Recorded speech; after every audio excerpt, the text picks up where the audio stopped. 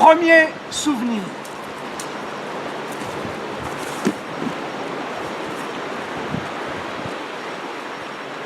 Ma mère, au pied de l'escalier.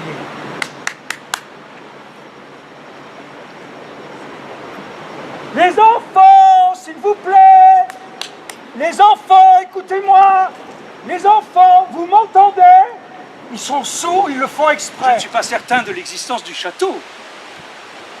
Mon enfance ne veut pas décider, et puis mon père ne nous en parle pas plus. Il semble qu'il nous ait tout dit ce jour-là, comme pour justifier ce dessin au fond de l'assiette, comme pour couper court à nos questions. C'est vrai, bon. Notre père ne nous parle jamais beaucoup, mais bon. Il ne me vient à l'esprit aucune question non plus. De fait, c'est son château. Je me souviens de mon père qui disait il fait sécher ses récoltes de blé et de maïs sur les parquets du château. Je l'ai vu de mes yeux vus. Je dis que c'est sa négligence, pour ne pas dire son indignité, qui préparait depuis longtemps cet accident absurde.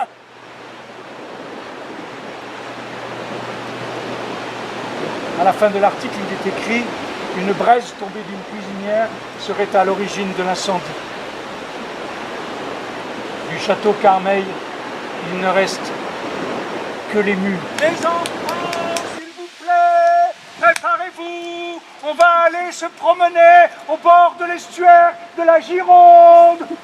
Oh non! Oh non, mais pas l'estuaire! Allez, jeune garçon, débrouille-toi avec tes rêves. Allez, jeune garçon, va vers ton adolescence. Je sors le gonflable là, de plage là, que j'ai pour débarquer là, et je commence à le gonfler là, avec un petit gonfleur de plage, tu sais ces trucs là. Ça dure des heures. Je suis tout près de la berge, je vois rien, il n'y a que de la végétation, je me suis trompé d'endroit, merde. Tout ça pour rien là.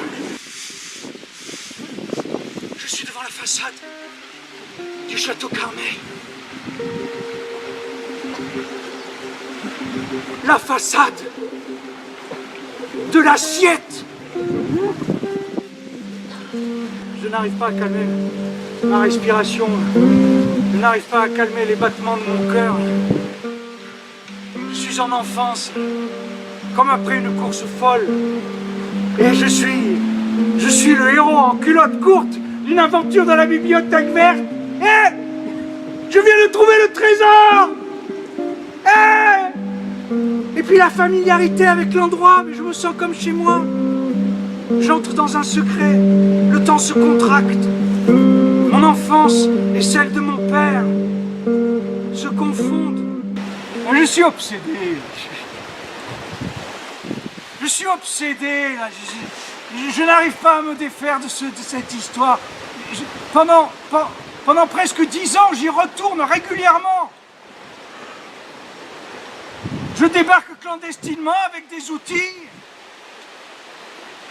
Un jour, je débarque avec un cric hydraulique, je soulève le perron, là, je prends les balustres, j'en fais des lampes, j'en offre à toute la famille. Et je suis obsédé. Non, ça va maintenant, ça c'est bon, hein, ça suffit. Moi, je voudrais tourner la page. Hein. Moi, je veux mettre un point final, là, c'est vrai, là, je voudrais clore le chapitre.